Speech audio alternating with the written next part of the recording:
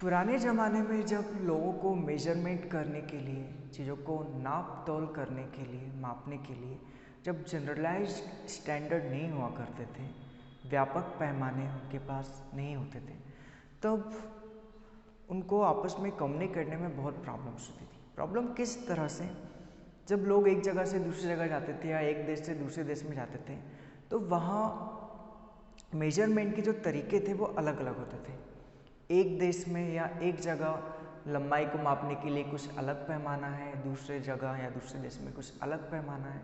तो लोग जब एक जगह से दूसरी जगह आते थे तो उन्हें प्रॉब्लम्स होती थी जब वो एक दूसरे से कम्युनिकेट करते थे। जैसे फॉर एग्जांपल पुराने ज़माने में जो कपड़े बेचने वाला होता था वो कपड़े किस तरह से बेचता था, एक हाथ, दो हाथ, तीन हाथ, इस तरह से। इसमें प्रॉब्लम क्या है? प्रॉब्लम ये है कि लोगों ये जो स्टैंडर्ड है, ये जो पैमाना है, वो सभी के लिए एक जैसा नहीं हो सकता। ऑब्वियसली सब लोगों का हाथ की लंबाई एक जैसी तो होती नहीं है, अलग अलग होती है। तो इसी तरह से और भी कई सारे यूनिट्स थे लंबाई को मापने के, जैसे एक बीता, दो बीता या 2 उंगल, 4 उंगल, इस तरह से लोग मेजरमेंट करते थे। इसी तरह से वजन को मापने के लिए भी उनके पास कुछ सही स्टैंडर्ड्स नहीं होते थे, सही पैमाने नहीं होते थे। समय के लिए भी उनके पास सही घड़ियाँ नहीं हुआ करती थी। उनके पास जनरलाइज स्टैंडर्ड या अप्रोप्रिएट पैमाने जो होने चाहिए वो नहीं होते थे। उससे बहुत प्रॉब्लम्स होती थी। स्पेशली जो व्यापारी होते थे, जो सामानों को बेचने वाले होते थे, जब वो एक देश से दूसरे देश में जाते थे उन्हें सबसे ज़्यादा समस्या उन्हीं को होती थी और ख़रीदने वालों को होती थी। तो उस समस्या को सॉल्व करने के लिए हमने कुछ ऐसे स्टैंडर्ड्स लिए मापन के लिए जो सभी को एक्सेप्टेबल हों और जिनका इजीली यूज़ किया जा सके। तो जब उन्हीं स्टैंडर्ड की हम बात करते हैं, उन्हीं पैमानों की जब हम बात करते हैं, तो हमारे पास कुछ सिस्टम होते हैं। जैसे हमारे पास यूजुअली जो सिस्टम है, जो सबसे ज़्यादा यूज़ में आए हैं, वो है एक CGS, एक MKS, FPS और एक है SI सिस्टम। तो CGS इसका मतलब होता है सेंटीमीटर ग्राम सेकंड।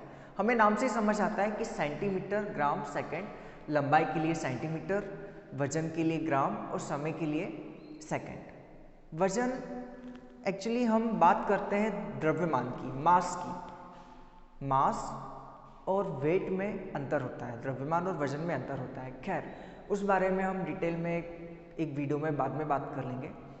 अभी आप ये समझ लें कि मास जो होता है एक क्वांटिटी है और वेट जो होता है वो एक लगने वाला फोर्स है। तो आप समझ सकते हैं कि मास, वेट, आप अभी के लिए इसको एक ही समझ सकते हैं, बाद में हम चीज़ों को क्लियर कर लेंगे। तो लंबाई के लिए सेंटीमीटर, वजन के लिए ग्राम, समय के लिए सेकंड, उस सिस्टम को कहा CGS। फिर आया MK system, meter, kilogram, second, लंबाई के लिए मीटर, वजन के लिए किलोग्राम, समय के लिए सेकंड। फिर आया FPS system, foot, pound, second, लंबाई के लिए फुट, वजन के लिए पाउंड, समय के लिए सेकंड। समय के लिए तीनों में सेकंड ही है। तो ये कुछ सिस्टम्स थे जिनका यूज़ किया जाता है, अब भी किया जाता है। लेकिन इन सिस्टम्स में ये जो तीनों ऊपर के सिस्टम्स हैं, इनमें कुछ कमियां थी। कमियां क्या थी कि ये अब भी उतने अच्छे नहीं थे, इनमें कहीं ना कहीं कुछ प्रॉब्लम्स थी। सबसे बड़ी प्रॉब्लम ये थी कि इनमें सारी यूनिट्स कवर नहीं हो पा रही थी। जैसे इसमें टेम्परेचर की कहीं बात नहीं की गई है।